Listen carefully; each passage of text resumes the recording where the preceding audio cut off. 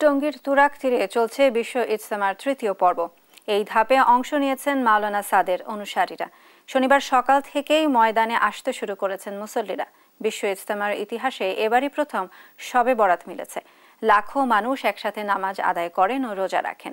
এর আগে গতকাল শুক্রবার বাদ আসর পাকিস্তানি মাওলানা হারুনের আম বয়ানের মধ্য দিয়ে শুরু হয় আনুষ্ঠানিকতা। দিনভর চলে বয়ান ও ইসলামী আলোচনা। ইজতেমাকে ঘিরে কঠোর নিরাপত্তা নিয়েছে আইন শৃঙ্খলা বাহিনী। আগামীকাল আখিরি মোনাজাতে শেষ হবে এবারের আয়োজন।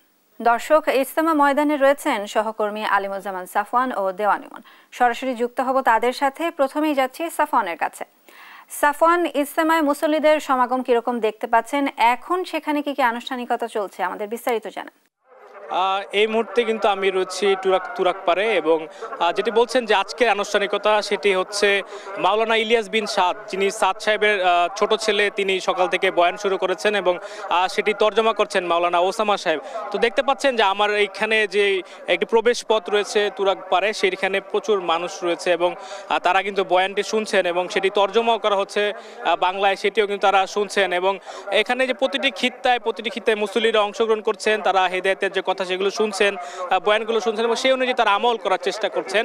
এর পাশাপাশি আজকে সকাল 9:30টার দিকে একটি হেদায়েতের বয়ান করার কথা রয়েছে এবং তারপর সকাল 10টায় যেখানে খিত্তায় যে তালিম সেটি হবে। সেখানে আসলে মুসলমানদের যে দ্বীনি শিক্ষা এবং ঈমান আমল সেগুলো নিয়ে আলোচনা করা হবে বলে আমরা জানতে পেরেছি এবং তারা কিভাবে তাদের জীবন ইসলামের পথে নিয়ে আসবে, আরো সুন্দর করে গড়ে তুলবেন, সেই বিষয়ে তাদেরকে দীক্ষা দেওয়া হবে বলে আমরা জানতে পেরেছি। এবং এছাড়া আজকে বিকেলে একটি কর্মসূচি রয়েছে, সেটি হচ্ছে যৌতুকবিহীন বিয়ে, সেটি হওয়ার কথা রয়েছে আজকে বাদ আসর।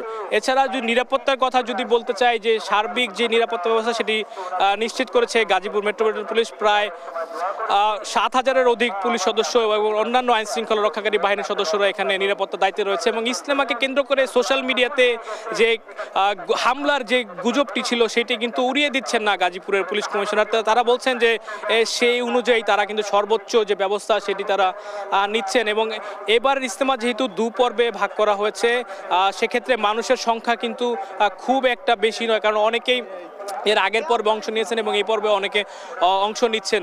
তো সব মিলে বলা চলে যে বেশ একটা স্বাচ্ছন্দ্যেই তাদের যেই কাজগুলো সেগুলো তারা করতে পারছেন। তো আমরা এই মুহূর্তে রয়েছি তুরাগ পারে, সেখান থেকে সর্বশেষ যেই খবর সেটি জানাচ্ছিলাম। তো ইজতেমার অন্য আরেকটি প্রান্তে রয়েছেন আমাদের সহকর্মী ইমন, তার কাছে যেতে চাই। তো ইমন, আপনি তো সেখানে রয়েছেন এবং সেখানে কি পরিস্থিতি বর্তমানে আমাদের জানাবেন।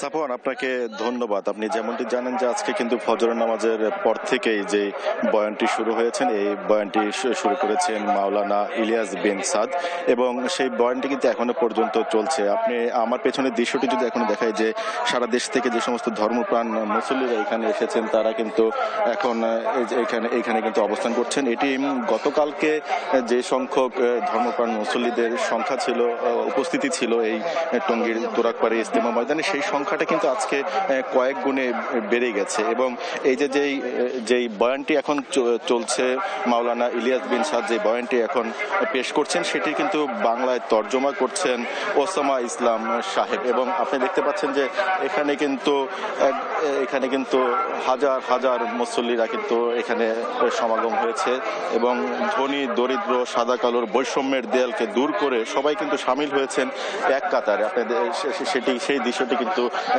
দেখতে পাচ্ছেন। সকলেই কিন্তু এসেছেন যে নবী রাসূল এবং আল্লাহর যে সমস্ত কালাম রয়েছে সেগুলো কিন্তু এক কাতারে বসে সেই আমলগুলো কিন্তু, সেই নেক আমলগুলো কিন্তু হাসিল করার জন্যই সারা দেশ থেকে ধর্মপ্রাণ মুসল্লিরা কিন্তু এখানে জমায়েত হয়েছেন। পাশাপাশি কিন্তু 49টি দেশ থেকে কিন্তু 1449 জন এখন পর্যন্ত বিদেশি মেহমানে কিন্তু এই ইজতেমা ময়দানে অবস্থান করছেন, যাদের কিন্তু নিরাপত্তায় নিয়োজিত রয়েছেন আইন শৃঙ্খলা বাহিনীর কয়েক স্তরের, তাদের নিরাপত্তায় কিন্তু আইন শৃঙ্খলা বাহিনীর পক্ষ থেকে কয়েক স্তরের নিরাপত্তা ব্যবস্থাও কিন্তু করা হয়েছে।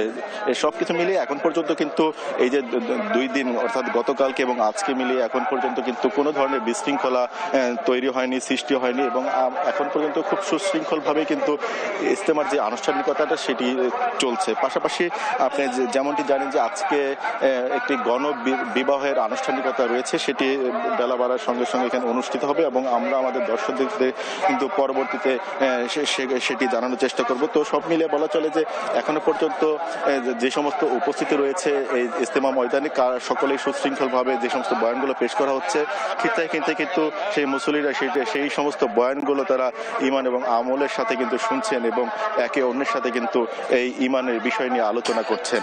তো এই ছিল শাহিন আমার কাছে ইজতেমা ময়দান থেকে সর্বশেষ। ধন্যবাদ দেওয়ান ইমন। ইজতেমা ময়দানের বিস্তারিত নিয়ে যুক্ত ছিলেন সহকর্মী সাফওয়ান ইমন।